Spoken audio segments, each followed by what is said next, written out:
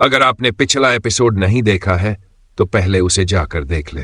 हमने पिछले एपिसोड में देखा था कि किलू और यूमी ने मिलकर KNG स्पेस डेवलपमेंट कॉरपोरेशन की शुरुआत की थी। इसके बाद ISDC की एक मीटिंग होती है। फिर KNG कॉरपोरेशन में भी एक मीटिंग होती है जहां गोल्डन बाल वाला आदमी यूमी से एक कॉन्ट्रैक्ट करने के लिए कहता है, लेकिन यूमी उसे रिजेक्ट कर देता है। यह सुनकर डेनियल और उसके साथ जो लोग थे वे सभी बहुत गुस्सा हो जाते हैं। कुछ समय बाद किलू ऑफिस में बहुत ज्यादा काम कर रहा होता है। तभी यूमी उसके पास आता है और दोनों घर जाने लगते हैं। लेकिन तभी एक ट्रक आकर यूमी की कार को टक्कर मार देता है, जिससे यूमी की मौत हो जाती है और किलू की हालत बहुत खराब हो जाती है। इससे पूरी तरह उबरने में उसे थोड़ा समय लगता है। इसके बाद किलू और मिन्सू मिलकर एक मास्टर प्लान बनाते हैं। जब मेटियोरॉइड रामा के टकराने का समय आता है तो किलू सभी लोगों को मून पर भेज देता है और पृथ्वी पर सिर्फ किलू और ISDC कॉरपोरेशन के लोग बचते हैं। ISDC के लोग जब मून पर जाने के लिए रॉकेट में बैठते हैं तभी किलू का मास्टर प्लान शुरू होता है। वह एक विलेन की तरह ISDC के लोगों से अपना बदला लेता है और उन्हें मार देता है। कुछ देर बाद किलू फिर उसी पहाड़ पर जाता है जहां एक समय उसने यूमी के साथ बैठकर ड्रिंक चेयर्स की थी। लेकिन अब यूमी नहीं है, इसलिए वह अकेले ही कैन उठाकर चीयर्स करता है। इसके बाद किलू फिर से अपने पास्ट में लौट आता है। किलू के साथ यह सब हुआ था। इस वजह से वह कुछ दिनों से स्कूल नहीं जा रहा था, इसलिए यूमी और मिन्सू उसके घर आ जाते हैं। यूमी किलू से बात करता है जबकि मिन्सू सोचता है कि वह इन दोनों के बीच सिर्फ कबाब में हड्डी बन रहा है, इसलिए वह किलू की मॉम के साथ ड्रिंक्स लेने के लिए चला जाता है। अब आगे दोस्तों, आप लोगों से एक बात शेयर करनी है। चूंकि मेरा चैनल अभी काफी छोटा है इसलिए मुझे कोई अर्निंग नहीं होती। अगर आप चाहे थोड़ी मदद कर सकते हैं, बस इस QR कोड को स्कैन करके 2 रुपीज भेज सकते हैं। इससे मुझे थोड़ा सपोर्ट मिल जाएगा। तो चलिए अब एपिसोड शुरू करते हैं। यूमी उसे जितना आराम चाहिए लेने के लिए कहती है, क्योंकि वह और MSU स्पेस डेवलपमेंट का काम संभाल लेंगे जब तक वह ठीक नहीं हो जाता। वह सोचता है कि किसी को मरकर वापस आते देखना ऐसा ही लगता होगा, लेकिन शायद नहीं। उसे समझ नहीं आ रहा कि वह क्या महसूस कर रहा है, बस वह खुश नहीं हो सकता। वह उसे बहुत याद करता है, लेकिन अब वह उसके चेहरे की तरफ देख भी नहीं पा रहा। वह गहरे डिप्रेशन से गुजर रहा है, शायद PTSD से भी। वह उसे कहता है कि अगर वह खुद को इस सबसे अलग कर लेती तो शायद बेहतर होता। वह हैरानी से उसकी तरफ देखती है और खुद वह भी हैरान रह जाता है कि उसने ऐसा कहा। वास्तव में उसने ये कह दिया और वह पूछती है कि उसका मतलब क्या है और उसे समझाने के लिए कहती है। वह जवाब देता है कि उसने इस बारे में बहुत सोचा है और अब उसे उसकी जरूरत नहीं रही, क्योंकि अब वह मिन्सू है। वह पूछती है कि वह अचानक ऐसा बर्ताव क्यों कर रहा है और फिर उसे कुछ समझ आता है। वह कहती है कि शायद वह अभी अभी फिर से लौटा है, इसलिए वह पूछती है कि क्या उसने इसे एक बार फिर होते देखा। वह देखती है कि उसकी आंखों में सिर्फ उदासी ही नहीं बल्कि कुछ और गहरा दर्द भी है। वह उससे दोबारा पूछती है कि क्या उसने सच में फिर से दुनिया का अंत होते देखा। वह कहती है कि वह इस वक्त बहुत अजीब तरीके से बर्ताव कर रहा है, जबकि कुछ महीने पहले वह खुद उसके पास आया था और कहा था कि वह इसे उसके बिना नहीं रोक पाएगा। और अब वह सच में चाहती है कि वह यकीन कर ले कि इस बार वह अकेले ही सब संभाल सकता है। उसे याद दिलाते हुए वह कहती है कि उसने खुद MSU को साथ रखने की बात की थी, क्योंकि उसने कहा था कि सिर्फ उसके कमाए पैसे स्पेस हैबिटेट के लिए काफी नहीं होंगे। लेकिन अब वह कह रहा है कि उसे उसकी बिल्कुल भी जरूरत नहीं है। वह उससे पूछती है कि क्या उसे खुद समझ आ रहा है कि वह क्या कह रहा है। उसे शक है कि वह खुद भी अपनी बातों का मतलब ठीक से नहीं समझ रहा, क्योंकि वह सीधा सोच ही नहीं पा रहा। वह उसके ठीक पास आकर नीचे देखते हुए कहती है कि वह उसे ठीक से बताना होगा कि आखिर ऐसा क्या हुआ जिसकी वजह से वह इस तरह बर्ताव कर रहा है। वह चुपचाप बैठा रहता है, अब भी उसकी तरफ देखने से इनकार करता है। तभी दरवाजा धीरे धीरे चरमराता है और MSU अंदर आता है, हाथ में ड्रिंक्स लिए हुए। वह उलझन में कहता है कि वह भी जानना चाहेगा कि यहाँ क्या चल रहा है। यूमी थोड़ी अजीब तरह से हंसती है और कहती है कि वे किसी खास चीज पर बात नहीं कर रहे थे, लेकिन किलू नहीं कहता है, जिससे वह चौंक जाती है। किलू आगे कहता है कि सब कुछ वैसा ही है जैसा उसने सुना, और यह कि वह भी 6ठी बार इस जीवन को दोबारा जी रहा है। जो लोग उलझन में हैं उनके लिए हर मौत, हर मौत के बाद लगभग 1 महीना जुड़ जाता है, तो अब वह अपनी मूल शुरुआत से 6 महीने आगे है। एमएसयू हैरानी से पूछता है कि क्या वह सच कह रहा है। वह इसे अविश्वसनीय मानता है और कहता है कि इसका मतलब है कि ड्रुइड्स शुरू से सही थे। हर चीज जीवन के चक्र का हिस्सा है और यह परीक्षा भी उसी चक्र के कई रूपों में से एक है। यूमी पूछती है कि क्या वाकई एमएसयू को इस राज में शामिल करना ठीक रहेगा। किलू उसे बताता है कि यह ठीक है, क्योंकि उसने अपनी पिछली जिंदगी में खुद से कहा था कि अगर वह तब उसे सच बता देता जब वे छोटे थे तो वह उस पर यकीन कर लेता। यूमी ये सुनकर खुद को थोड़ा चिढ़ा हुआ महसूस करने लगती है। वह गुस्से में पूछती है कि क्या वह सच में एमएसयू को सब कुछ बताने जा रहा है, जबकि अभी अभी उसने उससे दूर जाने के लिए कहा था। वह कहती है कि हो सकता है एमएसयू ने उनकी बातचीत के बीच में दखल दिया हो, लेकिन इसके बावजूद किलू को अब भी उसे यह समझाना होगा कि अचानक वह उसे क्यों बाहर करना चाहता है। वह साफ कह देती है कि जब तक उसे कोई ठीक ठाक वजह नहीं मिलती, वह यहां से हिलने भी नहीं वाली। एमएसयू अब भी वही बैठा है, पूरी तरह तीसरा पहिया बना हुआ। कमरा पूरी तरह शांत है, इसलिए वही पहले बोल पड़ता है और पूछता है कि क्या उनकी तरफ से कुछ गलत हुआ है। लेकिन किलू अब भी किसी की तरफ देखने तक को तैयार नहीं है और हम देखते हैं कि उसकी आंखों में आंसू भरने लगते हैं। इस बीच किलू आखिरकार बोलता है। वह समझाता है कि उनकी योजना बिल्कुल सही चली। उन्होंने रियूजेबल रॉकेट्स विकसित किए, एक स्पेस स्टेशन बनाया, यहां तक कि चांद पर एक बेस भी स्थापित कर लिया।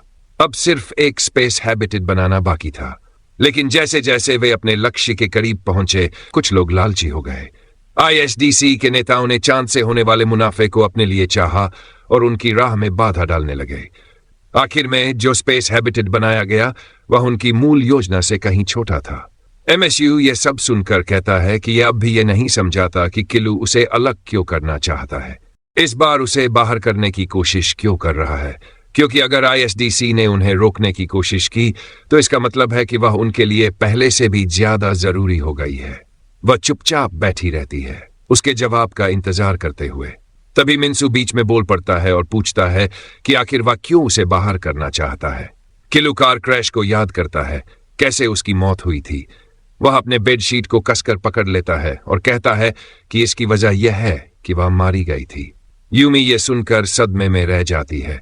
किलू आगे कहता है कि अपनी पिछली कोशिश में जब उन्होंने जिद पकड़ी और स्पेस हैबिटेट के अपने प्लान को आगे बढ़ाया, तो जो लोग उन्हें रास्ते से हटाना चाहते थे उन्होंने उसकी मौत की साजिश रची। और भविष्य बदलेगा अगर वह इस बार कोई अलग फैसला लेता है। वह नहीं जानता कि भविष्य क्या लाएगा, लेकिन एक चीज निश्चित है, अगर यूमी वहां नहीं होगी तो कम से कम उसे फिर से उनके हाथों मरना नहीं पड़ेगा।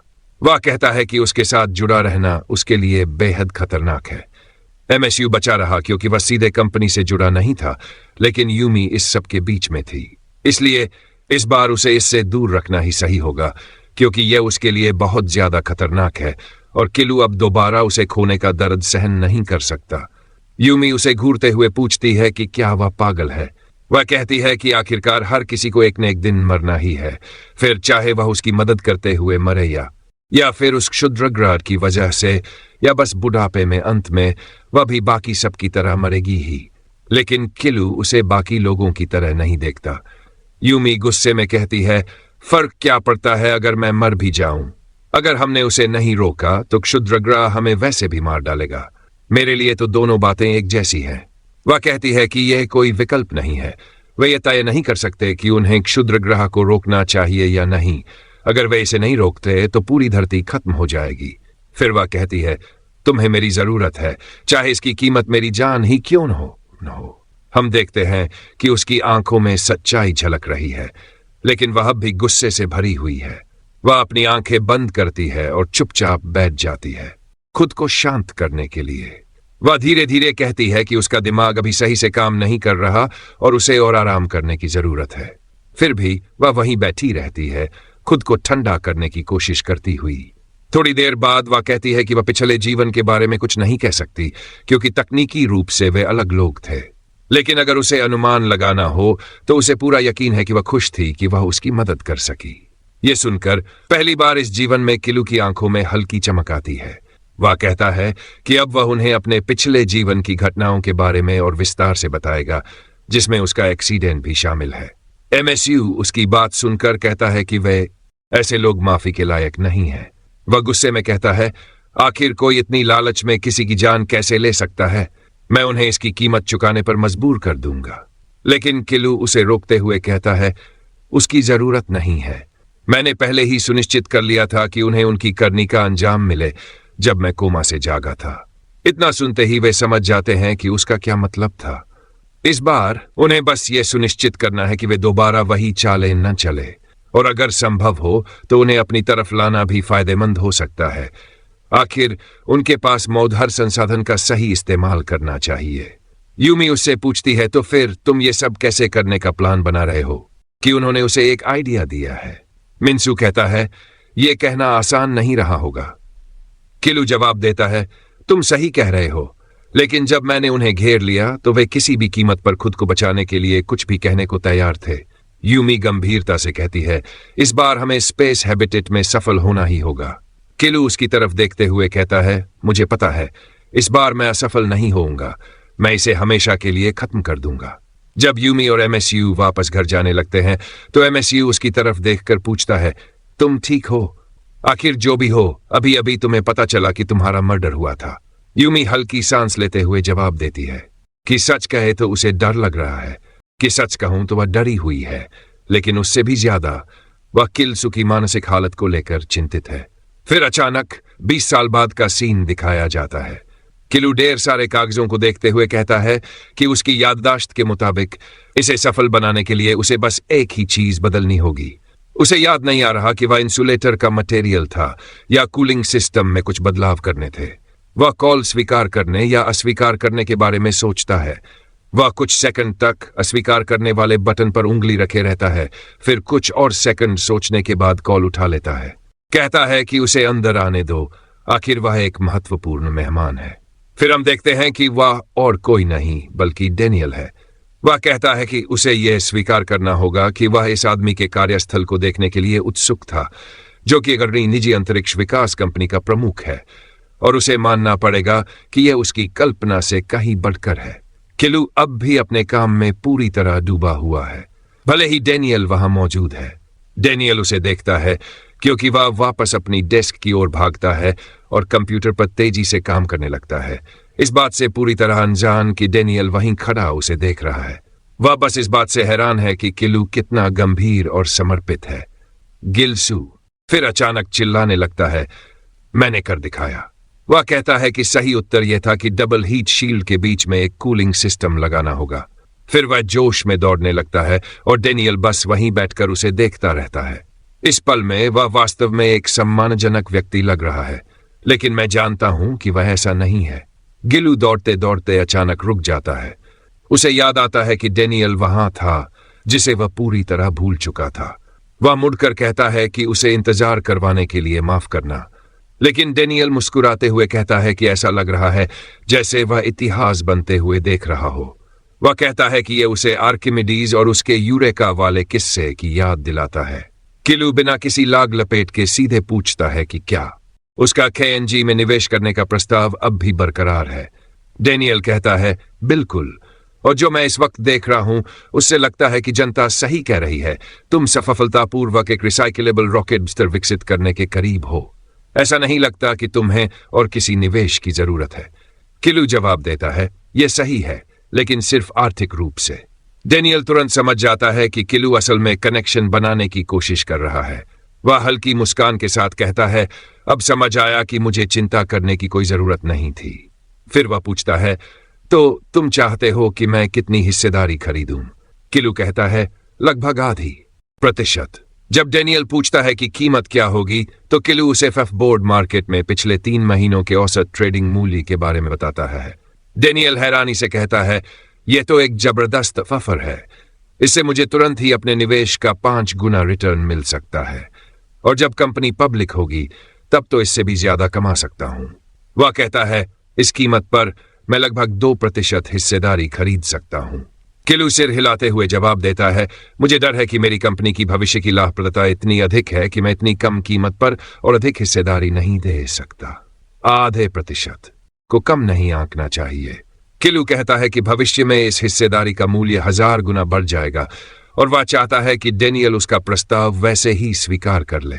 डेनियल हल्की मुस्कान के साथ कहता है, तुम इसमें काफी आत्मविश्वास दिखा रहे हो। किलू अपनी डेस्क से एक पैम्फलेट उठाता है और उसे डेनियल की ओर सरका देता है। डेनियल उसे देखकर हैरान हो जाता है। वह एक रोड मैप है।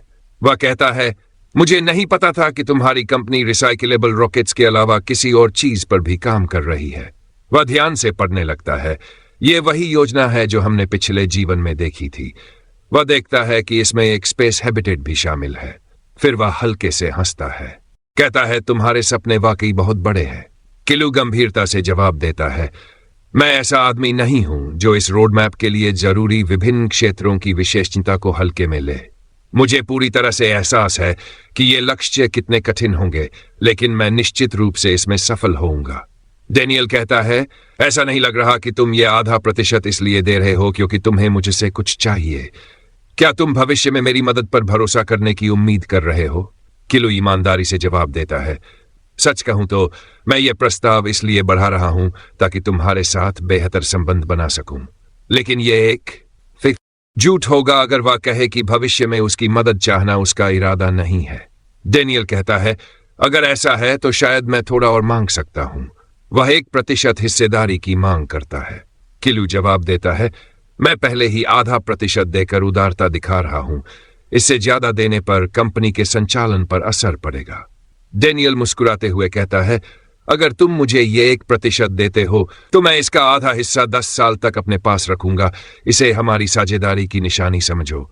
और बाकी आधा हिस्सा जब तुम्हारी कंपनी पब्लिक होगी तो मैं 1 साल के भीतर तुम्हें ही वापस बेच दूंगा। किलू हल्के से हंसते हुए कहता है, तुम तो सच में एक लालची कमीने हो। सिर्फ जल्दी मुनाफा कमाने के लिए यह सब कर रहा है। फिर वह कहता है, अगर तुम ऐसी गारंटी देने के लिए तैयार हो तो मुझे इसे ठुकराने का कोई कारण नहीं दिखता। ठीक है, मैं इसे 1% तक बढ़ा दूंगा, लेकिन तुम्हें अपने वादे पर कायम रहना होगा और 0.5% मुझे बाद में वापस बेचना होगा। इसके बाद किलू ने बाकी प्रशासकों से मिलने का समय निकाला। ये वही लोग थे जिन्होंने पिछले जीवन में उससे कहा था कि अगर वह उन्हें अपने मुनाफे का एक हिस्सा दे तो वे उसके सहयोगी बन सकते हैं। इन लोगों के साथ उसकी बातचीत बिल्कुल भी सुखद नहीं थी। वह आदमी जो मार्क जुकरबर्ग जैसा दिखता था बल्कि एक सरीसृप जैसा लगता था, कहता है, तुम जो कीमत मांग रहे हो वो बहुत ज्यादा है। वह यह भी जोड़ता है कि चूंकि किलू के शेयरों का मूल्य पिछले 3 महीनों में बढ़ा है, इसलिए पैटन कहती है कि उसके लिए निवेश करना मुश्किल होगा। वही एक और आदमी कहता है कि वह भी निवेश नहीं कर सकता, लेकिन अगर किलू उसके भतीजे को सप्लायर बना दे तो वह उसे पूरा समर्थन देगा। एलेक्सी कहता है, अब जब हम साझेदार हैं तो मैं कुछ अंदरूनी जानकारी चाहता हूं ताकि मैं अलग से और ज्यादा पैसा कमा सकूं। किलू गहरी सांस लेते हुए कहता है, तुम में से एक भी मेरे मूल प्रस्ताव को स्वीकार करने के लिए तैयार नहीं था। फिर चाहे प्रस्ताव छोटा हो या बड़ा, तुम लोगों ने बस अतिरिक्त मांगे ही रखी। उसे अपनी पूरी ताकत लगानी पड़ी ताकि वह किसी तरह उनकी लालच को संतुष्ट कर सके। एलेक्सी उठकर कहता है, तुमसे बात करके अच्छा लगा। किलू जवाब देता है, तुम्हारे लगातार समर्थन की उम्मीद है। देखते हैं आगे क्या होता है। जैसे ही वे चले जाते हैं, किलू राहत की सांस लेता है। इन बेवकूफ लोगों से निपटना किसी जंग से कम नहीं था। यूई पूछती है, क्या तुम्हारा काम खत्म हो गया? वह आगे कहती है कि एमएसयू ने खाना बनाया है और उन्हें अब खाना चाहिए। एमएसयू उत्साह से कहता है, मुझे इस बैच पर पूरा भरोसा है और वैसे भी हम शोधकर्ता हैं तो इसे सबसे पहले चखने का हक भी हमें ही मिलना चाहिए। यह असली मांस जैसा ही स्वाद देता है। किलू हल्की मुस्कान के साथ उसकी ओर देखता है। फिर सीधा दृश्य बदलता है और हम देखते हैं कि उनके रॉकेट आकाश में लॉन्च हो रहे हैं। बहुत सारे लोग इस ऐतिहासिक पल के गवाह बनने के लिए वहां मौजूद है। किलू भी उनमें से एक है और उसकी आंखों में गर्व झलक रहा है। इस बार उसके कदम सही दिशा में बढ़ रहे हैं। फिर वह माइक्रोफोन में बोलता है, आज जश्न का दिन है। क्या आप सब मुझसे सहमत नहीं हैं? जैसे ही उनकी कंपनी पब्लिक हुई, सेंटविल स्पेस सेंटर के तीसरे लॉन्च साइट के उद्घाटन का प्रसारण टीवी पर दिखाया गया। किलू आगे कहता है, मैं एक नए युग की शुरुआत करना चाहता हूं। जो हमने आज हासिल किया है वह मानवता और अंतरिक्ष अन्वेषण के लिए नए द्वार खोलेगा। अपनी कंपनी के मिशन को आगे बढ़ाते हुए हमारा अगला लक्ष्य अंतरिक्ष की यात्रा करना है। वहां हम एक स्पेस स्टेशन बनाएंगे जो चंद्रमा पर कॉलोनी स्थापित करने की नींव बनेगा। एक बार जब ये दोनों लक्ष्य पूरे हो जाएंगे तब हम अंतरिक्ष को अपना दूसरा घर बना लेंगे।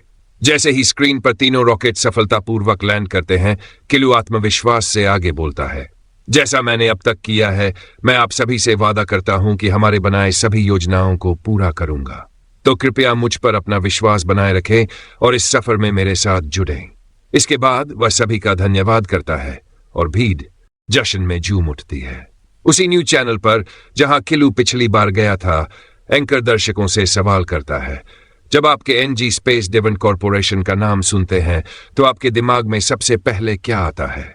अधिकतर लोग इसे पुनः उपयोग किए जाने वाले रॉकेट विकसित करने वाली कंपनी के रूप में जानते होंगे, लेकिन अब यही एक चीज नहीं होगी जो इस कंपनी को परिभाषित करेगी, क्योंकि हाल ही में इन्होंने KG-1 स्पेस स्टेशन पर काम शुरू कर दिया है, जो इस समय पृथ्वी की निम्न कक्षा लो अर्थ ऑर्बिट में स्थित है। यह स्पेस स्टेशन कई मायनों में बेहद उल्लेखनीय है और इसकी सबसे बड़ी खासियत है सेंट्रीफ्यूगल फोर्स का उपयोग करके कृत्रिम गुरुत्वाकर्षण उत्पन्न करने की क्षमता। आखिरकार मानवता एक बार फिर चंद्रमा पर लौटने के करीब है।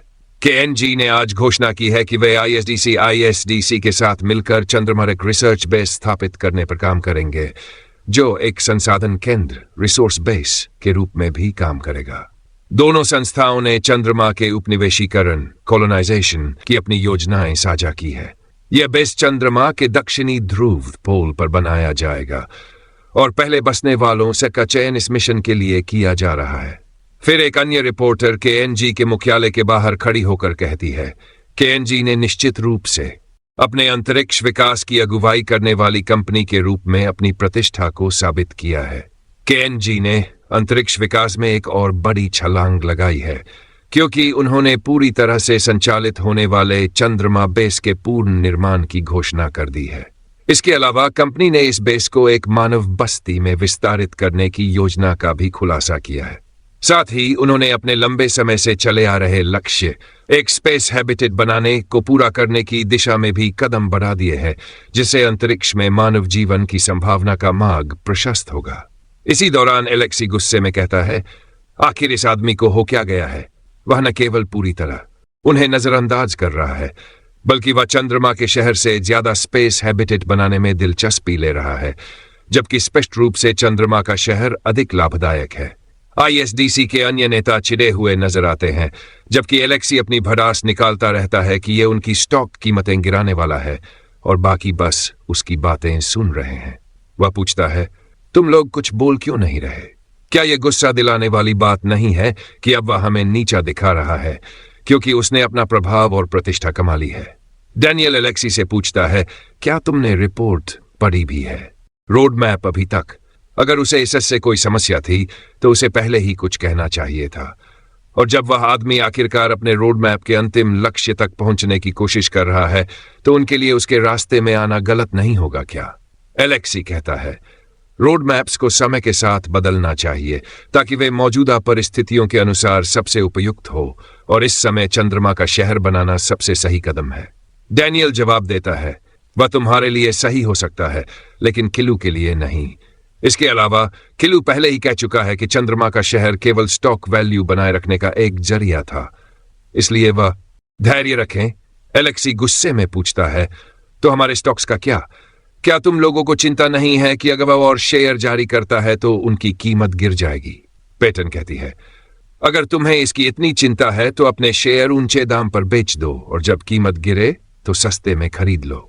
मुझे समझ में आता है कि चंद्र शहर को लेकर तुम लालची महसूस कर रहे हो, लेकिन स्पेस हैबिट पूरी तरह से नुकसान का सौदा नहीं है।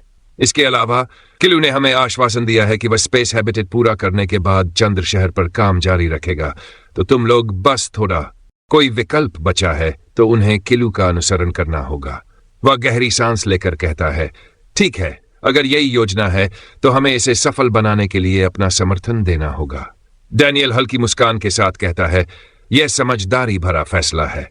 आखिरकार किलू ने पहले ही तुम सबको व्यक्तिगत रूप से मुआवजा दिया है और कई बार अपनी अच्छी नीयत साबित की है, लेकिन तुम लोगों ने अभी तक उसे उसके उपकारों का पूरा प्रतिदान नहीं दिया, तो तुम्हें क्या हक है कि तुम उससे अपना सपना छोड़ने के लिए कहो?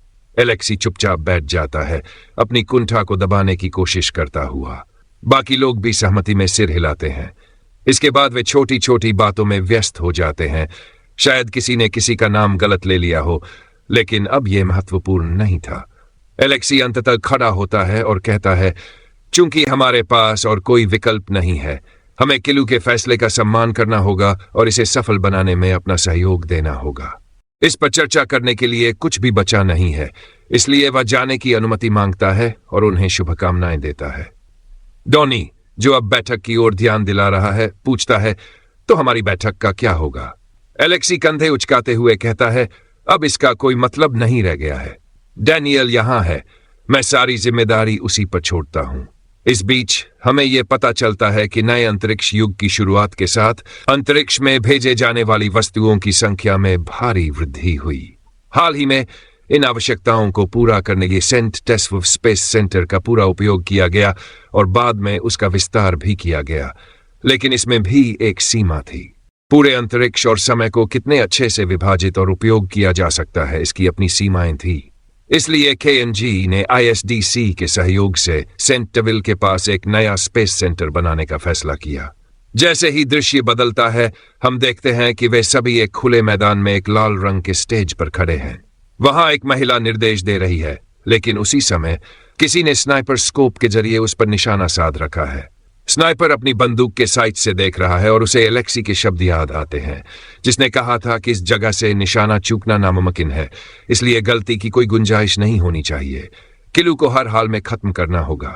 लेकिन निशानेबाज फुसफुसाते हुए कहता है, यहां तो उसका कोई नामो निशान नहीं है। वो बुदबुदाता है, उसे तो यहां बहुत पहले आ जाना चाहिए था। फिर वह अपनी स्नाइपर राइफल की साइट्स को इधर उधर घुमाता है और अचानक उसकी नजर किलू पर पड़ती है, जो स्टेज के बीचों बीच खड़ा होता है। वह कहता है, वो रहा। वह क्रॉस हेयर को किलू पर सेट करता है, धीरे धीरे ट्रिगर दबाता है और फिर एक जोरदार धमाका गूंजता है। अगले ही पल हम देखते हैं कि उस शूटर की स्नाइपर राइफल में एक सीधा छेद हो गया है। वह घबरा कर पूछता है, ये कहां से आया? लेकिन उससे पहले कि वह कुछ समझ पाता, ऊपर से कई हेलीकॉप्टर उसके चारों ओर मंडराने लगते हैं। लाल डॉट साइट्स की बारिश होने लगती है। हर दिशा से गन पॉइंट्स उस पर सेट हो जाते हैं। अब उसे समझ आ जाता है कि उसका खेल खत्म हो चुका है। दूसरी ओर एलेक्सी गुस्से में इधर उधर टहल रहा है। उसे अपने घर में बेचैनी महसूस हो रही थी जब तक कि उसका फोन अचानक बज नहीं उठा। वह घबराते हुए उसे उठाता है और जल्दी से पूछता है, क्या हो गया? सब ठीक रहा? तुम सफल हुए या नहीं? दूसरी तरफ से डैनियल की हंसी गूंजती है। डैनियल कहता है, अब तो तुम्हारे सारे शक मिट जाने चाहिए। फिर वह फोन काट देता है। एलेक्सी की पेशानी पर पसीना छलकने लगता है। वह बड़बड़ाता है, ये तो डैनियल की ही आवाज थी। अब वह जल्दी जल्दी अपना बैग पैक करता है, सोने की ईंटों और पैसों से भरे बैग को जबरदस्ती बंद करने की कोशिश करता है और फिर तेजी से दरवाजे की ओर भागता है। जैसे ही वह दरवाजा खोलता है, सामने कई लोग खड़े होते हैं, पहले से ही उसका इंतजार कर रहे थे। उनमें से एक कहता है, चलो, इससे कम से कम हमारी मेहनत तो बच गई। पुलिस ने एलेक्सी को गिरफ्तार करने का वारंट दिखाया और कहा, हमें आपको हमारे साथ स्टेशन तक ले जाना होगा। इधर किलू पूछता है, सब कुछ कैसा रहा? डैनियल जवाब देता है, सब कुछ एकदम सही से हुआ। उसे उसके पद से हटा दिया गया और पुलिस हिरासत में ले लिया गया। गिल्सू डैनियल का धन्यवाद करता है और कहता है, तुम्हारी मदद अनमोल थी। फ्लैशबैक शुरू होता है। रात के समय डैनियल ने किलू को कॉल किया। किलू ने फोन उठाते ही पूछा, क्या चाहिए तुम्हें? डैनियल ने गंभीर आवाज में कहा, सुनो, मुझे लगता है कि तुम्हें ज्यादा सतर्क रहने की जरूरत है। अपनी सिक्योरिटी टाइट कर लो। किलू ने हैरानी से पूछा, ऐसा क्यों कह रहे हो? डैनियल ने गहरी सांस लेते हुए कहा, मुझे पूरा यकीन है कि एलेक्सी कोई बड़ा कदम उठाने वाला है। फ्लैशबैक समाप्त होता है। डैनियल किलू से कहता है, मैंने ज्यादा कुछ नहीं किया। मैंने पहले ही अपने सैटेलाइट से हिटमैन की लोकेशन ट्रैक कर ली थी। किलू जवाब देता है, फिर भी अगर तुमने एलेक्सी को ग्राउंड ब्रेकिंग सेरेमनी के बारे में डिटेल्स नहीं दी होती तो वह इतनी आसानी से जाल में नहीं फंसता। वह कुछ देर सोचता है और फिर कहता है, हाल ही में मैंने एक अजीब सपना देखा था। शायद ये उसी का इशारा था। डैनियल हल्की हंसी के साथ कहता है, तो तुम इन चीजों पर यकीन रखते हो? किलू गंभीरता से जवाब देता है, मैं इस बात को नजरअंदाज नहीं कर सकता। स्पष्ट रूप से जलता हुआ जब यह वायुमंडल में प्रवेश कर रहा था। डैनियल हल्के से हंसते हुए कहता है, यह तो काफी दिलचस्प है। क्या यह किसी तरह की पूर्वाभास जैसी चीज थी? किलू सिर हिलाते हुए जवाब देता है, ऐसा कुछ नहीं, लेकिन यह सपना बहुत डरावना था। सपने में एक रग्बी बॉल के आकार का एस्टेरॉयड हमारे सौरमंडल में दाखिल हुआ और अचानक पृथ्वी की ओर मुड़ गया। पूरी स्थिति एकदम भयानक थी और सपना इतना ज्यादा स्पष्ट था कि मुझे आज भी वो हर डिटेल याद है। उस एस्टेरॉयड की लंबी धुरी 60 किलोमीटर और छोटी धुरी 80 किलोमीटर। डैनियल हंसते हुए कहता है कि यह सब बहुत डरावना है और किलू की सेहत पर इसका असर पड़ रहा है। वह बहुत मेहनत कर रहा है और उसे अपनी सेहत का ज्यादा ध्यान रखना चाहिए। किलू कहता है कि शायद वह सही कह रहा है और फिर फोन काट देता है। हम देखते हैं कि यूमी उसके पास खड़ी है और पूछती है कि क्या उसे सच में लगता है कि यह काम करेगा। किलू कहता है कि उसे नहीं पता, लेकिन रिपोर्ट में यही कहा गया था। इस जीवन में उसने आईएसडीसी के सभी प्रशासकों की जांच करवाई, ठीक वैसे ही जैसे उन्होंने उसकी पिछली जिंदगी में की थी। हम उसे एक प्राइवेट इन्वेस्टिगेटर के साथ देखते हैं जिसे एमएसयू ने हायर किया था। किलू ने उनके बारे में जितनी जानकारी इकट्ठी कर सकता था वह सब जुटा ली, जिसमें उनके परिवार के सदस्य, संपत्ति और व्यक्तित्व से जुड़ी जानकारी भी शामिल थी। यूमी कहती है कि उसने कभी नहीं सोचा था कि डैनियल इतना अंधविश्वासी होगा, खासकर उसके व्यवहार को देखकर। किलू कहता है कि किसी को केवल उसकी बाहरी छवि से समझना मुश्किल होता है, लेकिन फिलहाल केवल जाल बिछा सकते हैं। आईएसडीसी में डैनियल बोर्ड में नए आइडियाज पर चर्चा कर रहा है। जुकरबर्ग कहता है कि अगला प्रस्ताव स्मोफ का है और वह हाल ही में खोजे गए क्षुद्रग्रह एस्टेरॉयड की खोज करना चाहता है, जिस क्षुद्रग्रह का नाम रामा रखा गया है। डैनियल सोच में पड़ जाता है कि क्या इस मिशन में निवेश करना सही रहेगा, क्योंकि इसकी लागत बहुत अधिक है। जुकरबर्ग कहता है कि हाल ही में स्पेस मिशनों की घटती संख्या के कारण उनकी एजेंसी पर सवाल उठ रहे हैं और इसलिए उसे लगता है कि इस मिशन को सार्वजनिक छवि, पब्लिक रिलेशंस, सुधारने के लिए फंड करना चाहिए। डैनियल सहमत होता है और कहता है कि वे इसे एजेंडे में जोड़ सकते हैं। वह इसे खारिज करके अगले प्रस्ताव पर जाने वाला होता है, लेकिन अचानक रुक जाता है। उसे किलू की फोन पर कही गई बात याद आती है और वह रामा के विवरण खोलकर उसे ध्यान से देखने लगता है। वह उसके आकार को देखता है। डैनियल रामा की जानकारी देखते हुए उसके आकार को देखता है और नोटिस करता है कि यह एक रग्बी बॉल की तरह दिखता है। उसे अचानक एक अजीब सा बेचैनी महसूस होने लगता है। वापस केएनजी में यूमी कहती है कि लोन अप्रूव हो गया है और उन्होंने चांद पर बने बेस के 30% शेयर को गिरवी रखने की शर्त रखी है। मैच्योरिटी डेट 10 साल की है, लेकिन उन्होंने ब्याज दर को स्टैंडर्ड रेट के 80% तक कम करने पर सहमति जता दी है, जो कि काफी अच्छी शर्तें हैं। किलू कहता है कि उसने इस डील को फाइनल करने के लिए काफी मेहनत की और वे शुरू से ही उनकी शर्तें मान सकते थे। यूमी कहती है कि यह सरासर बकवास है और यहां तक कि लोन की शर्तें भी कंपनी के स्टॉक वैल्यू को प्रभावित कर सकती है। किलू को लगता है कि वे लगभग सब कुछ पूरा कर चुके हैं, लेकिन भविष्य के बारे में कोई निश्चितता नहीं है, क्योंकि वे ये नहीं कह सकते कि सब कुछ उनकी योजना के अनुसार चल रहा है। यूमी कहती है कि सब ठीक होगा और उसे यह जानकारी मिली थी कि स्मोफ पहले कभी क्यूबिस्ट पर डैनियल से मिला था। तभी किलू का फोन बजने लगता है और यूमी कहती है, देखो कौन कॉल कर रहा है। फिर वह मजाक में थोड़ा जलन महसूस करते हुए पूछती है कि जब वह उसके साथ समय बिता रहा है तो क्या वह कॉल उठाने वाला है। किलू कहता है कि उसे बस उससे बात करते रहना है और एस्टेरॉयड की बात करने लगता है। यूमी गहरी सांस लेते हुए कहती है कि किलू बिल्कुल भी मजेदार नहीं है और वह तो बस मजाक कर रही थी। किलू फोन उठाते हुए डैनियल से पूछता है कि वह कैसा है, लेकिन हम देखते हैं कि यूमी सच में मजाक नहीं कर रही थी। वह हल्का सा बल्श कर रही होती है और अपने चाय के कप से धीरे धीरे घूंट भरती है, इस बात से उदास कि उसे किलू के साथ अकेले ज्यादा समय बिताने का मौका नहीं मिला।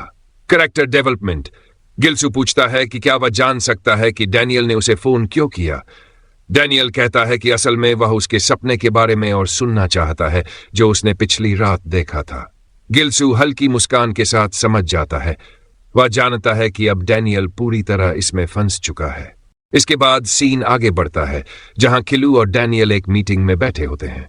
किलू गंभीरता से पूछता है कि क्या एस्टेरॉयड वास्तव में वैसा ही है जैसा उसने अपने सपने में देखा था और क्या यह अचानक अपना मार्ग बदल चुका है। टेबल के दूसरी तरफ डैनियल चिंता में डूबा हुआ दिखता है, क्योंकि हाँ, यही हुआ है। इसके बाद हमें एक फ्लैशबैक दिखाया जाता है जहां डैनियल स्मिलोफ से बात कर रहा होता है। वह पूछता है कि क्या वह सच में जांचयान के मार्ग को समायोजित करना चाहता है, क्योंकि एस्टेरॉयड ने अपना रास्ता बदल लिया है। स्मिलोव जवाब देता है कि उन्हें संदेह है कि एस्टेरॉयड की अजीबोगरीब आकृति ही इस विचित्र घटना का कारण है, लेकिन यह अभी भी लेकिन अब जब उसने खुद सारे डेटा देख लिए हैं तो वह और अधिक चिंतित महसूस कर रहा है। स्मिलोव जवाब देता है कि यह अभी भी केवल एक सिद्धांत हाइपोथेसिस है। वह पूरी निश्चितता से कुछ नहीं कह सकता, लेकिन अगर रामारामा अपनी वर्तमान दिशा पर बना रहता है तो यह एस्टेरॉयड बेल्ट से होकर गुजरेगा। अगर ऐसा हुआ तो संभावना है कि यह किसी अन्य एस्टेरॉयड से टकरा सकता है। इसलिए उन्हें इस संभावित घटना के मद्देनजर पहले से ही तैयारी शुरू कर देनी चाहिए। डैनियल गंभीरता से पूछता है कि क्या स्मिलोव को इस बात का पूर्ण विश्वास है। स्मिलोव जवाब में पूछता है कि वह किस बात की ओर इशारा कर रहा है। डैनियल स्पष्ट करता है कि वह जानना चाहता है कि क्या स्मिलोव इस बात की गारंटी दे सकता है कि एस्टेरॉयड अपने वर्तमान मार्ग पर ही बना रहेगा। वह यह भी जोड़ता है कि जब उसे इस एस्टेरॉयड के बारे में पहली बार बताया गया था तब वह इस पर पूरी तरह से भरोसा नहीं कर पाया था, लेकिन अब जब उसने खुद सभी आंकड़ों और रिपोर्ट्स को विस्तार से देखा है तो वह इसको लेकर और अधिक चिंतित हो गया है। आगे चलकर किसी और चीज पर ध्यान केंद्रित करने लगे। डैनियल अभी भी थोड़ा स्तब्ध रहता है, लेकिन वह गिल्सू की बातों को ध्यान से सुनता है। गिल्सू कहता है कि अगर वह सच में यह दावा करता कि उसने भविष्य देखा है, एक ऐसा भविष्य जहां पृथ्वी को एक एस्टेरॉयड ने नष्ट कर दिया, तो डैनियल शायद उस पर यकीन नहीं करता। इसलिए वह इस बात को मजाक में टाल देता है। लेकिन असलियत यह है कि उनकी कंपनी ने भी एस्टेरॉयड्स का अध्ययन करना शुरू कर दिया था। उन्होंने एक छोटी सी टीम तैयार की थी जिसका मुख्य उद्देश्य स्पेस हैबिट के निर्माण में सहायता करना था, लेकिन धीरे धीरे यह टीम अन्य चीजों पर भी ध्यान देने लगी। कोई असाधारण शक्ति जिस पर गिल्सू हंसते हुए कहता है कि नहीं, वह बस संभावनाओं का आकलन करना जानता है। गिल्सू बताता है कि उनकी अत्याधुनिक सुविधाओं के कारण उनकी टीम ने एस्टेरॉयड को पहले ही खोज लिया था। उन्होंने इसके मार्ग की गणना की और निष्कर्ष निकाला कि उन्हें एक बैकअप योजना की आवश्यकता होगी, लेकिन वह जानते कि उनकी कंपनी के पास इस क्षेत्र में इस डीसी जैसी आधिकारिक शक्ति नहीं थी। इसके अलावा अगर वह सीधे सीधे डैनियल को यह सब बता देते तो संभवतः वह इस पर यकीन नहीं करता। इसलिए उन्होंने एक संकेत छोड़ने का फैसला किया, इस उम्मीद में कि डैनियल खुद इसकी जांच करेगा। डैनियल थोड़ी देर सोचता है और फिर दोबारा पुष्टि करता है कि गिल्सू ने सच में भविष्य नहीं देखा और न ही उसके पास कोई विशेष शक्ति है। गिल्सू हल्की मुस्कान के साथ सिर हिलाते हुए कहता है, नहीं, मैं बस गणनाओं और संभावनाओं पर भरोसा करता हूं। गिल्सू हंसते हुए कहता है कि ऐसा अव्यावहारिक विचार कैसे सच हो सकता है, और फिर एस्टेरॉयड के मार्ग की गणना दिखाता है। वह बताता है कि यह निश्चित रूप से पृथ्वी से टकराएगा।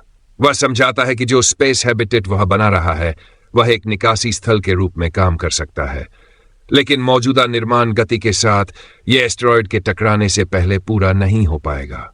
हालांकि अगर उनकी कंपनी और इस डीसी साथ मिलकर काम करें तो स्थिति पूरी तरह से बदल सकती है।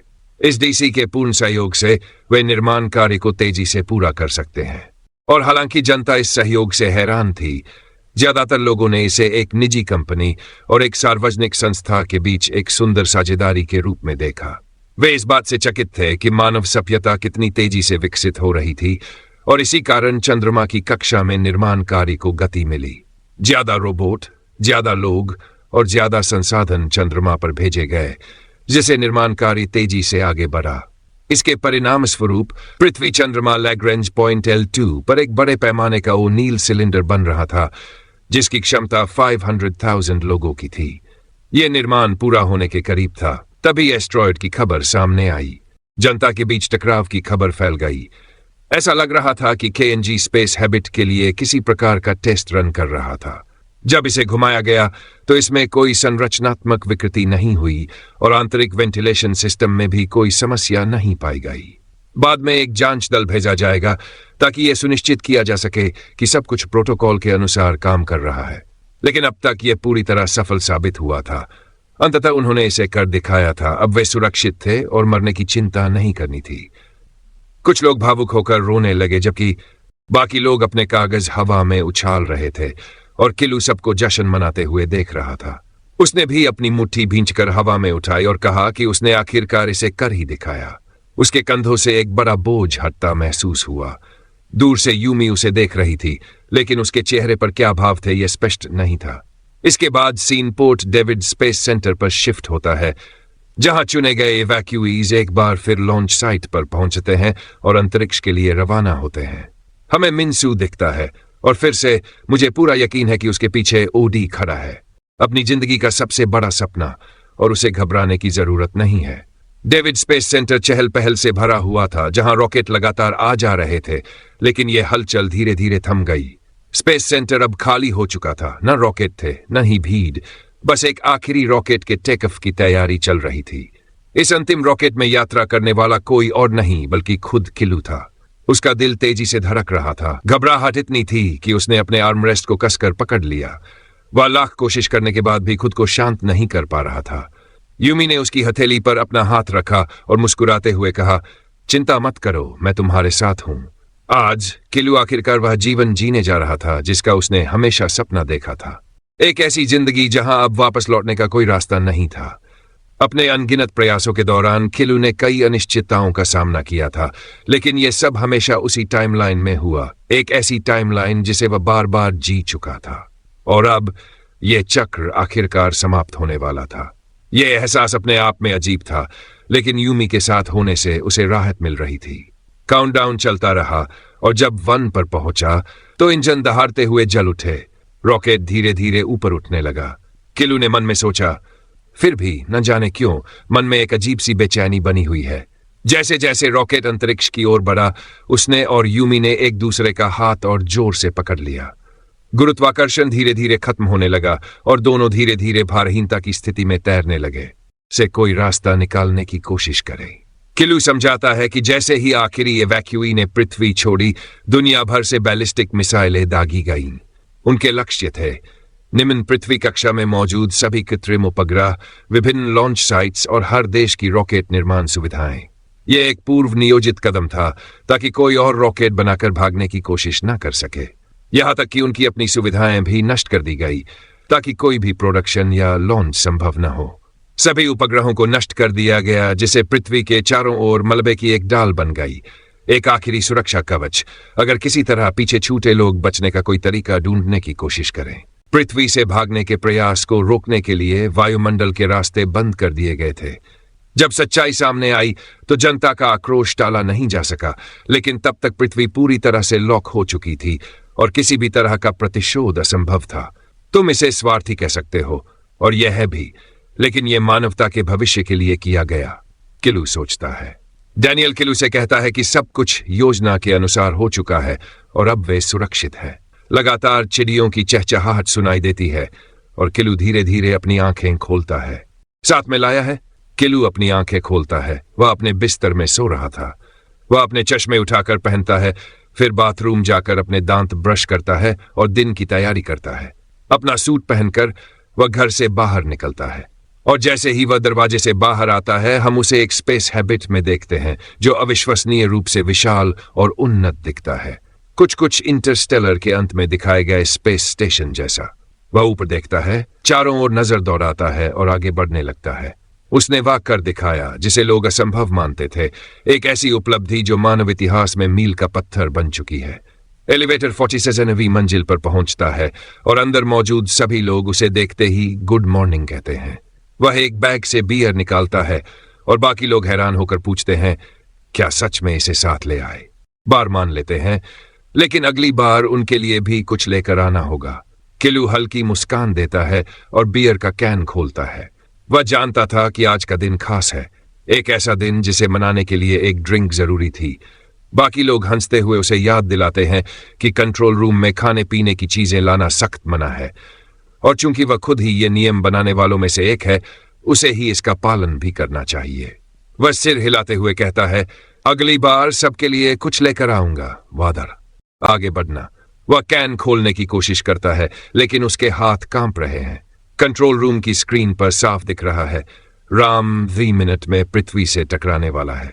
वह खुद से सवाल करता है, मुझे इतनी घबराहट क्यों हो रही है? उसने सोचा था कि इस पल में उसे राहत महसूस होगी, लेकिन इसके बजाय एक अजीब सी बेचैनी उसे जकड़ रही थी। सब कुछ खत्म होने वाला था, उसके किए गए सभी प्रयास सफल रहे थे, फिर भी उसका दिल तेजी से धड़क रहा था। वह खिड़की से बाहर देखता है, सोचता है कि अब बस आगे बढ़ने का वक्त है। इसका मतलब था कि कुछ बहुत गलत हुआ था। उन मिनट बाकी। राम पृथ्वी के वायुमंडल में प्रवेश करता है। तेज गर्मी और घर्षण से उसका बाहरी हिस्सा जलने लगता है, लेकिन यह बस शुरुआत थी। टकराव, एक जोरदार विस्फोट जो किसी ने सोचा भी नहीं था। पृथ्वी का एक हिस्सा पूरी तरह से चकनाचूर हो गया। टुकड़े अंतरिक्ष में बिखरने लगे, लेकिन इससे पहले कि कोई कुछ समझ पाता, पूरी पृथ्वी ही बिखरने लगी। ये कैसे हो सकता है? कंट्रोल रूम में किसी ने हकलाते हुए कहा। किलू अपने स्पेस हैबिट से यह सब देख रहा था। उसने अपनी बियर उठाई और इसे हवा में चीयर्स किया, लेकिन जैसे ही वह पहला घूंट लेने वाला था, वह अचानक रुक गया। चारों तरफ सन्नाटा था। वे जो देख रहे थे वह उनकी उम्मीदों से परे था। एक ऐसा नजारा जो विज्ञान के सभी नियमों को चुनौती दे रहा था। इतने बड़े स्तर की तबाही, यह संभव ही नहीं था। एक टीम स्किमी के एस्टेरॉइड से पूरी पृथ्वी नष्ट नहीं हो सकती थी। और फिर सबकी सांसें थम गईं। यह गलत हो गया है। किलू घबराहट में जाग जाता है। उसकी सांसें तेज चल रही थी। वह छत को घूरता है, अपने छोटे कमरे में जहां हर चीज अपनी जगह पर थी। स्कूल की किताबें, कुछ पुराने टेस्ट पेपर्स और यूमी की दी हुई एक किताब जिस पर लिखा था कि उसे फीडबैक चाहिए। ये क्या चल रहा है? उसका गला सूख रहा था। वह उठकर इधर उधर देखता है। घबराहट में उसे मितली आने लगती है, लेकिन कोई वजह समझ नहीं आ रही थी। यह सब सपना था? उसकी नजर कैलेंडर पर पड़ती है। अप्रैल? यह सिर्फ एक महीना पीछे नहीं गया था। वह बिस्तर पर लेट गया, उसकी आंखें छत पर टिकी थी और मन में बस एक ही सवाल घूम रहा था, आखिर यह सब क्या हो रहा है? किलू हैरान था। आखिर मेरी योजना काम क्यों नहीं आई? वह सोचता है, क्या मैं वापस आ गया हूं? क्या वो सब सिर्फ एक सपना था? लेकिन फिर उसे यूमी का हाथ थामने की भावना याद आती है और वह वो झटका महसूस करता है जिसने सबको नष्ट कर दिया था। नहीं, ये सिर्फ सपना नहीं हो सकता। क्या उसने मिशन को गलत समझ लिया था? अब तक उसका उद्देश्य बस ज्यादा से ज्यादा लोगों को बचाना था, लेकिन अगर उसे फिर से जबरदस्ती अतीत में भेज दिया गया है, तो क्या वह पूरे समय अपने मिशन को गलत समझ रहा था? उसके दिमाग से किलू गुस्से से अपनी मुट्ठी भींचता है और कहता है, कम से कम मुझे ये तो बताओ कि मुझे वापस क्यों भेजा गया, और वो भी सिर्फ मुझे ही क्यों? कोई तो बताओ, तुम मुझसे चाहते क्या हो? अगला सीन स्कूल में। यूमी पूछती है, क्या सच में बस इतना ही था? सब कुछ बस ऐसे ही खत्म हो गया? किलू गहरी सांस लेकर जवाब देता है, हाँ, और जब मैंने अपनी आंखें खोली तो मैं फिर से यहां था। यूमी गुस्से में उसके सिर पर हल्का सा मारती है। कहा था ऐसे ही वापस आओगे, मुझे बताना। सॉरी, मैं कुछ छुपाने की कोशिश नहीं कर रहा था, बस इस बार ये बात मेरे दिमाग से निकल गई। नहीं सोचा था। यूमी सोचते हुए कहती है, अगर तुमने सच में वो स्पेस हैबिटेट बना लिया था और अंतरिक्ष से पृथ्वी पर एस्ट्रॉइड गिरते देखा था, तो फिर तुम वापस अतीत में क्यों लौट आए? किलू गहरी सांस लेते हुए जवाब देता है, मुझे भी समझ नहीं आ रहा। जब टकराव हुआ और मैंने अपनी आंखें खोली तो मैं फिर से अपने पुराने कमरे में था। यूमी कुछ देर सोचती है, फिर एक संभावित निष्कर्ष पर पहुंचती है। अगर मैं सही हूं तो क्या होगा अगर उस दिन सिर्फ तुम्हारी जिंदगी ही नहीं बल्कि सब कुछ खत्म हो गया था? वह थोड़ा रुकी, फिर कहती है, यह बस एक अटकल है, लेकिन अगर एस्ट्रॉयड का प्रभाव इतना बड़ा था कि उसने पृथ्वी के साथ साथ तुम्हारा स्पेस हैबिटेट भी नष्ट कर दिया हो तो? शोध किया था और उसे पता चला कि रामा एक असामान्य एस्टेरॉयड था और उसने पहले भी महसूस किया था कि उसमें कुछ कृत्रिम सा लग रहा था। अगर यह सच में एक एलियन हथियार हुआ जो इतना शक्तिशाली था कि उसने स्पेस हैबिट तक सब कुछ नष्ट कर दिया। यूमी कहती है। किलू गहरी सोच में पड़ जाता है और महसूस करता है कि यूमी शायद बिल्कुल सही है। वह मन ही मन सोचता है कि उसने पहले इस बारे में क्यों नहीं सोचा। तुम्हारा तर्क बिल्कुल सही लग रहा है, वह कहता है। यूमी मुस्कुराती है। तो इसका मतलब यह हुआ कि मेरी थ्योरी पूरी तरह से पागलपन नहीं है? बिल्कुल नहीं, यह पूरी तरह मुमकिन है, किलू जवाब देता है। यूमी आगे कहती है, मैंने इस पर थोड़ी रिसर्च की थी। और हम देखते हैं कि यूमी हल्का सा शर्माते हुए अपने कंधे को छूती है, क्योंकि किलू के हाथ अभी भी उसके कंधों पर हैं। किलू गहरी सांस लेते हुए कहता है, मैं सच में खुश हूं कि तुमने ये रिसर्च की।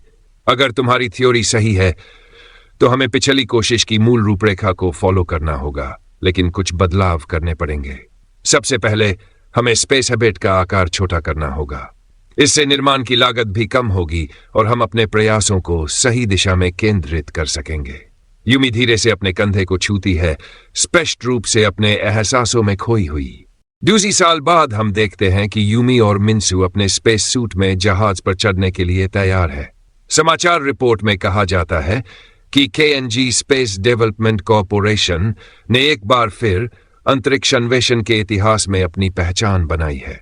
इस बार कंपनी का लक्ष्य इंसानों को मंगल ग्रह पर भेजना है। रिप जेनचान से रिपोर्टिंग करते हुए कहती है, मैं फिलहाल स्पेस स्टेशन के अंदर हूं, जहां मैं कुछ ऐसा देख रही हूं जो कभी सिर्फ हमारी कल्पना में संभव था। मेरे पीछे जो दिख रहा है वो है स्पेस सिटी नाम का स्पेस हैबिट। क्या ही अद्भुत नजारा है। सोर हिल अब भी आश्चर्य में है। जैसे ही बुनियादी निरीक्षण पूरे हो जाएंगे, स्पेस सिटी यात्रियों को ग्रहण करने और मंगल की ओर रवाना होने के लिए तैयार होगी। मंगल ग्रह की कक्षा में पहुंचने के बाद स्पेस सिटी वहां एक बेस स्टेशन की तरह काम करेगी, जो भविष्य के अभियानों के लिए एक प्रवेश द्वार बनेगी और मानव बसावट की तैयारी करेगी। किलू उन्हें खुद का ख्याल रखने के लिए कहता है। यूमी उससे पूछती है कि वो इसे ऐसे क्यों कह रहा है, जैसे वो कभी दोबारा नहीं मिलेंगे। वो उसे याद दिलाती है, तुम्हें जरूर सफल होना है और मुझे ढूंढने आना होगा, क्योंकि अगर तुम नहीं आए तो मैं तुमसे नफरत करने लगूंगी अपनी पूरी जिंदगी। यूमी की ये बात उसके कानों में गूंजती रहती है। वो स्पेसशिप को अंतरिक्ष में उड़ते हुए देखता है, लेकिन उसके दिमाग में कुछ और ही चल रहा होता है। तुरंत ही वह अपना फोन निकालकर किसी को कॉल करता है। दूसरी तरफ ताओ होता है। किलू उसे बताता है कि उन्हें बात करनी होगी।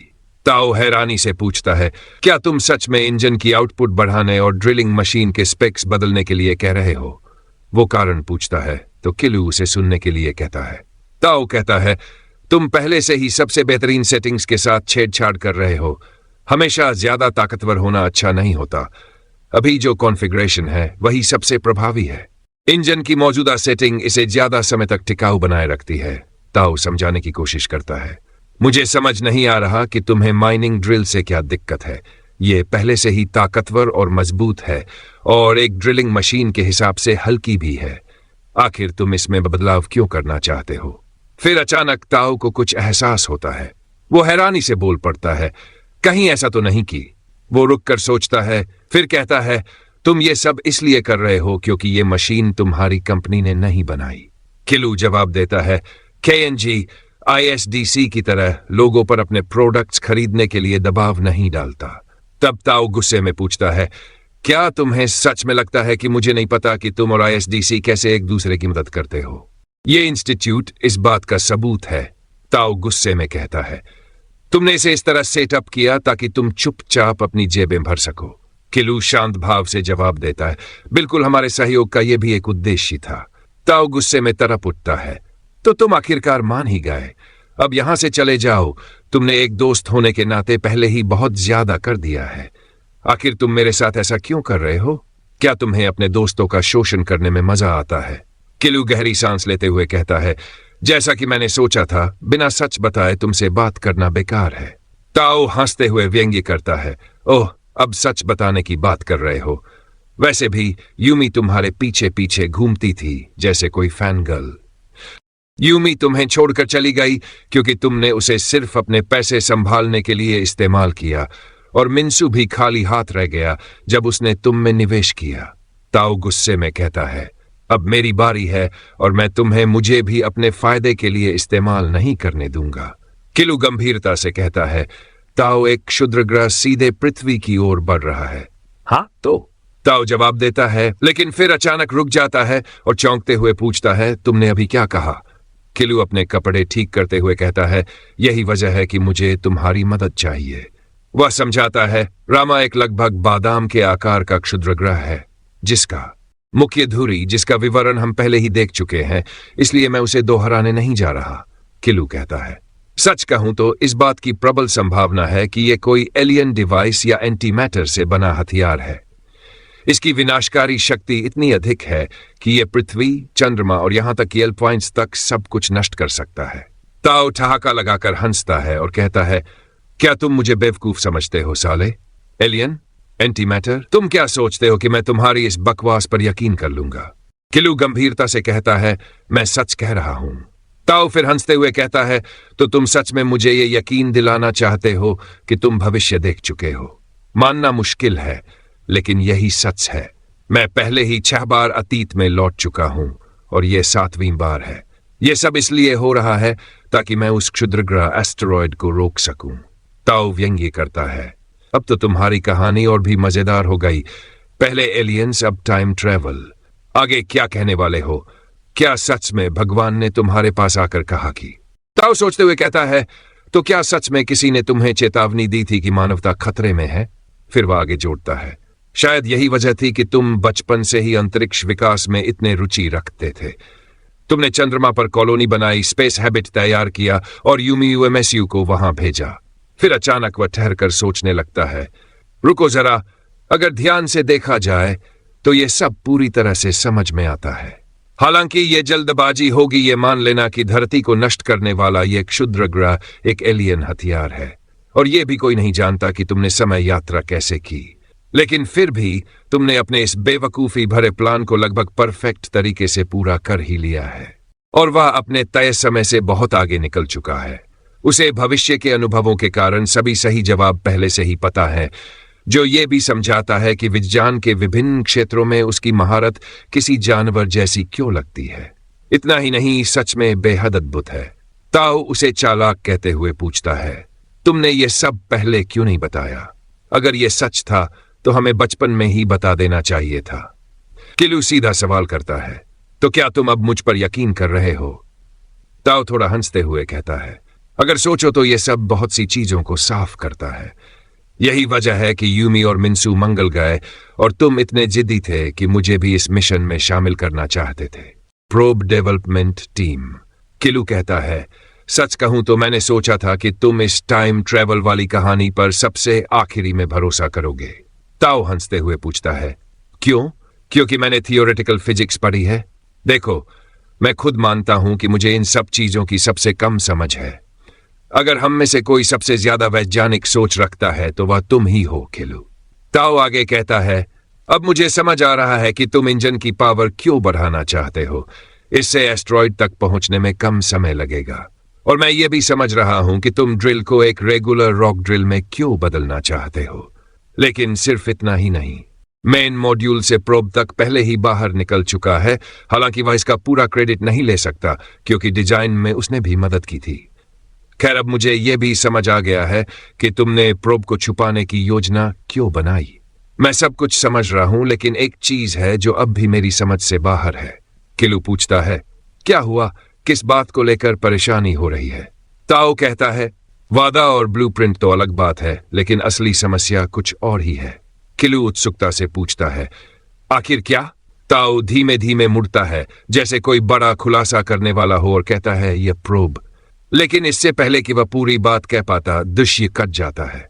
खबरों में बताया जा रहा है कि रैम मैंटिस, जो कि आईएसडीसी और केएनजी स्पेस डेवलपमेंट कॉरपोरेशन की साझेदारी में बनाया गया एक स्पेस प्रोब है, आखिरकार लॉन्च के लिए तैयार है। इस मिशन के बारे में और जानकारी देने के लिए हमारे साथ है ओडी ली, जो संयुक्त रिसर्च इंस्टीट्यूट की शोध करता है जहां इस स्पेस प्रोब का विकास किया गया था। संवाददाता ओडी का स्वागत करती है और पूछती है कि रैम मैंटिस का मुख्य कार्य क्या होगा। ओडी बताती है कि इसे यूरोपा भेजा जाएगा, जो कि जुगन बृहस्पति के चंद्रमाओं में से एक है। यूरोपा को हमारे सौर मंडल में जीवन की संभावना वाले सबसे उपयुक्त स्थानों में से एक माना जाता है। अपने सौर मंडल में एलियन जीवन की संभावनाओं की खोज करेगा। तभी रिपोर्टर अचानक तेज आवाज में चिल्लाती है, ताजा खबर, हमें अभी सूचना मिली है कि स्पेस प्रोग्राम मैंटिस लॉन्च हो चुका है। अब वे केएनजी द्वारा भेजे गए लॉन्च फुटेज दिखाने जा रहे हैं। वह ओडी को कार्यक्रम में शामिल होने के लिए धन्यवाद देती है। ओडी बस सिर हिलाकर धन्यवाद कहती है, लेकिन उसके चेहरे पर थोड़ी झुंझलाहट दिखती है। वह मन में सोचती है कि आखिर वे लोग कर क्या रहे हैं। इसी दौरान स्पेसशिप का दृश्य दिखाया जाता है, जो किसी गंडम सीरीज के यान जैसा दिख रहा है। कुछ लोग तो इसे देखकर कहते हैं कि यह पूरी तरह सीजीआई जैसा लगता है, लेकिन तभी एक बंदा मजाक उड़ाते हुए बोलता है और खुद ट्रोल हो जाता है। ये सभी मैसेज लाइव स्ट्रीम पर आ रहे थे। ताओ हंसते हुए कहता है कि एक पल के लिए तो उसे लगा कि किसी ने उनकी चालाकी पकड़ ली, लेकिन कुछ लोग सच में बहुत जल्दी निष्कर्ष निकाल लेते हैं। वह बाकी लोगों से पूछता है कि क्या वे भी इस बात से सहमत हैं। वहीं दूसरी ओर किलू और यंग सू उसकी बातों को पूरी तरह नजरअंदाज कर रहे हैं और सिस्टम की जांच में व्यस्त है। वे कोई जवाब नहीं देते और पूरी प्रक्रिया को नियमों के अनुसार आगे बढ़ाते रहते हैं। इसके बाद यंग सू पुष्टि करता है कि सब कुछ सही है और सभी को सीट बेल्ट कसने के लिए कहता है। वह उन्हें याद दिलाता है कि शुरुआती टेक ऑफ में बहुत ज्यादा जी फोर्स महसूस होने वाली है, स्पेस में तेजी से आगे बढ़ते हुए। ताइकू मजाकिया अंदाज में कहता है, बिल्कुल, आखिर इसे डिजाइन किसने किया है? युंग सू गहरी सांस लेते हुए कहता है कि अब इंजन स्टार्ट करने का समय आ गया है और सबको तैयार रहने के लिए कहता है। ताइकू हल्के से मुस्कुराते हुए कहता है कि जिंदगी सच में बहुत रोचक और अप्रत्याशित होती है, लेकिन किलू बस चाहता है कि यह सब जल्दी खत्म हो जाए। जैसे ही इंजन इग्निशन शुरू होता है, पूरा यान तेजी से गति पकड़ने लगता है। उन सभी को झटके लगने लगते हैं, लेकिन ताइकू जोर से हंसता है और कहता है, यही तो मजा है। फिर वह पूरी ताकत से चिल्लाता है, हेलिए। जैसे ही वे गहरी अंतरिक्ष में तेजी से आगे बढ़ते हैं। स्पेस में वापस जब ताइकू प्रोब के बारे में बात कर रहा था, उसकी समस्या यह थी कि यह एक सिंगल सीटर था। किलू कहता है कि यह सुरक्षा कारणों से है और वह संभव हो तो किसी और को खतरे में नहीं डालना चाहता। इसके अलावा प्रोब कम सामान और कार्गो के साथ अधिक तेज और दूर तक यात्रा करेगा। ताइकू कहता है कि सुरक्षा कारण वह समझ सकता है, लेकिन बाकी बातों से वह सहमत नहीं है। अगर कोई दुर्घटना हो जाए और किलू के साथ कुछ हो जाए तो? किलू ताइकू से पूछता है कि उसका क्या मतलब है। ताइकू हैरान होकर कहता है कि उसने इस बारे में सोचा भी नहीं। वह कहता है कि इसकी जरूरत है। ज्यादा लोगों का होना जरूरी है। ज्यादा लोग होंगे तो वे ज्यादा इलाकों को कवर कर सकते हैं। अगर लैंडिंग के दौरान कुछ गड़बड़ हो जाए तो प्रोब को कंट्रोल करने के लिए और लोग होने चाहिए। अगर एस्टेरॉयड की सतह खुदाई के दौरान ढह जाती है तो किलू अपनी जिंदगी ऐसे ही गंवा सकता है, जबकि यह सब रोका जा सकता था अगर और लोग वहां होते। ताइकू लगातार बोलता जा रहा है।